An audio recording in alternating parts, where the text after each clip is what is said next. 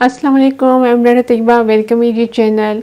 आज का जो मेरा टॉपिक है वो है डेंगू फीवर। डेंगू फीवर का दौर दौरा है, तो मैं आज आपको बताऊंगी डेंगू फीवर क्यों होता है, इसके सिम्टम्स क्या हैं, इसकी कॉजेज़ क्या हैं और होम्योपैथिक में इसका क्या ट्रीटमेंट है।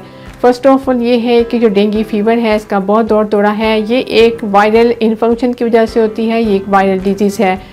अडीज एजिप्टियो मच्छर जो है जब वो इंसान को काटता है तो 4 से 8 दिनों के अंदर अंदर डेंगू की अलामत आना शुरू हो जाती हैं। फर्स्ट ऑफ ऑल क्या होगा, आपको हल्का हल्का सर दर्द होगा, जिस्म में दर्द होगा, थकावट होगी, डलनेस होगा।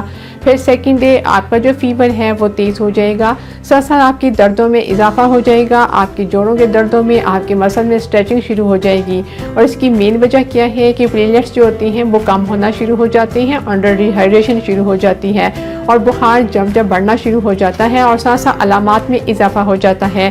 फिर ऐसा भी होता है कि जो पेशेंट्स होता है वो महसूस करता है, उसको वॉमिट होती है, नोज़िया होती है, वो कुछ नहीं खा सकता और उसका जो बुखार है अगर हद से ज़्यादा बढ़ जाए तो उसकी डेथ भी हो सकती है, नहीं तो अदर सूरत में हेमरेज डेंगू भी हो सकता है। उसमें क्या होता है, जिस्म के मुख्तलिफ हिस्सों से ब्लीडिंग का आगाज़ हो जाता है। वो मैं आपको अगली वीडियो में उसकी पूरी डिटेल और मेडिसिन बताऊँगी।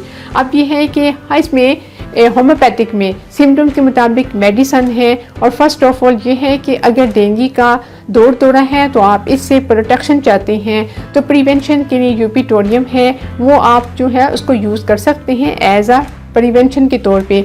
अगर आपके घर में बच्ची हैं तो आपको उनको यूपीटोरियम पफ की 30 जो है उसके 2 ड्रॉप दें, 30 पोटेंसी के 2 ड्रॉप दें, एक सुबह दे दें, एक रात को दे दें, ठीक है। अगर बड़ों में यूज़ करनी है तो यूपीटोरियम पफ जो है वो 200 में यूज़ करें, ओनली 2 ड्रॉप्स, ठीक है। जब तक ये वबा फैली हुई है तब तक आप इसको यूज़ कर सकते हैं, तो इंशाअल्लाह आप इसे वबा से प्रोटेक्ट रहेंगे।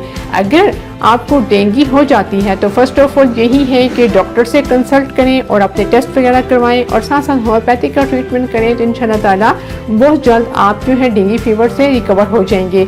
डेंगू फीवर में जो होती है सिम्टम्स के मुताबिक मेडिसिन होती हैं। फर्स्ट ऑफ ऑल अगर आपको बहुत ज़्यादा सर दर्द है, साथ बुखार है और आंखों में रोशनी बर्दाश्त नहीं होती, तब है बेलाडोना 30 को दिन में 3 टाइम लें और इसके साथ साथ यूपीटोरियम को रखें। सर दर्द की सूरत में बेलाडोना का इस्तेमाल करना है, ठीक। और अगर आपके जोड़ों में दर्द है, तमाम जिस्म में दर्द है और आपको साथ बुखार है तो तब आपने लेनी है रिस्टॉक्स 30 और उसके साथ भी आपने यूपीटोरियम का इस्तेमाल करना है।